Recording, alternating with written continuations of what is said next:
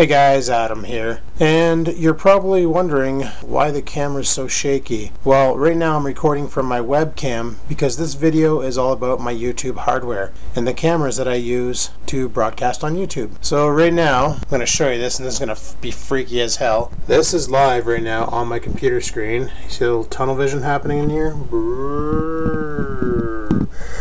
Because that's what I'm using, UCam, to record this. And the camera I'm using right now is my Microsoft HD 5000, the one I picked up at the Source. I did a review on that and showed you how to fix the autofocus on it, so sweet. And yeah, I'm gonna give you a quick tour of all my cameras. So without further ado, I laid them all out in front of me and I'll show you what we got here.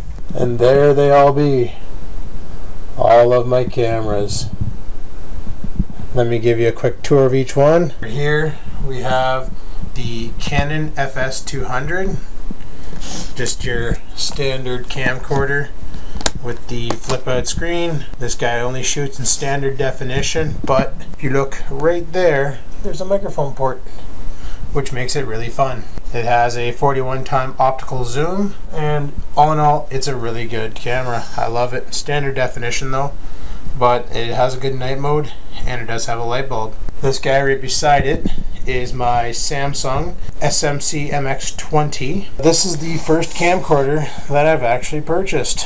It has a 34x optical zoom, very basic operation, also has the flip out screen, all your menu controls over there. And this bay here has all your cables and stuff. Record button, mode button, very, very basic camera. This is actually the camera that we used for the live show when we did the live show. And beside it is the Samsung SMX C10 Pocket Cam. Really small guy, like compared to the MX20. Very, very tiny. Also very thin, which is nice.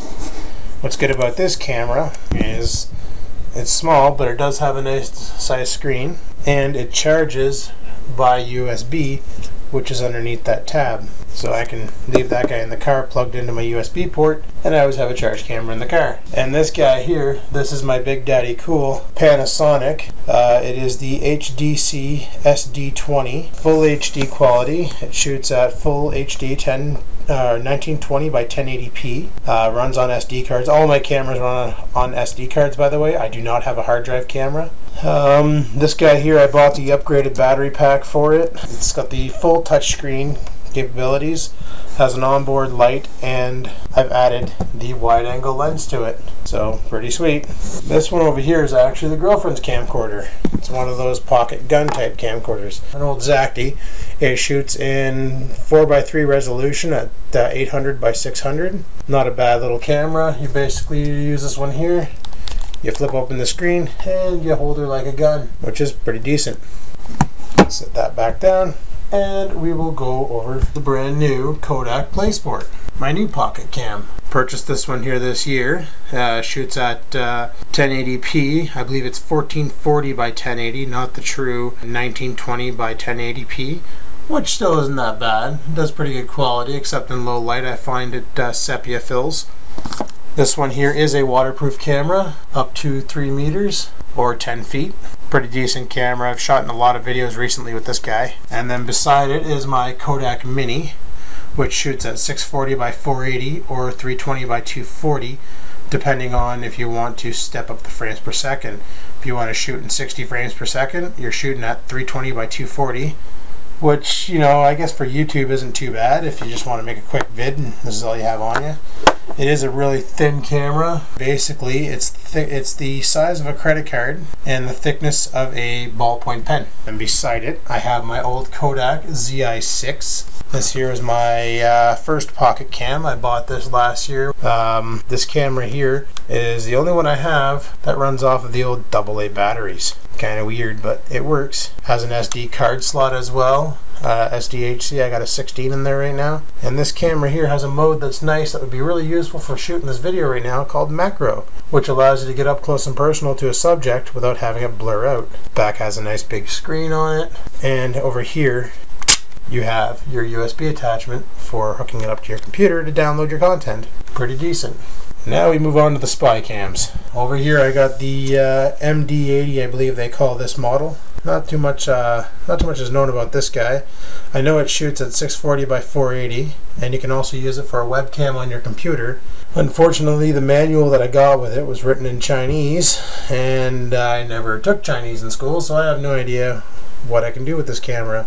I do have a micro SD card loaded into it here, just a little micro SD, and yeah, this camera, it's pretty decent if you clip it on your body, or you can clip it on your pedal bike or whatever, and you can get some pretty decent footage of like snowboarding, or I don't know how durable it is. I've never done anything extreme with it yet. I'm gonna hook it up to my quad. I'm gonna hook it up to Big Red and see what happens.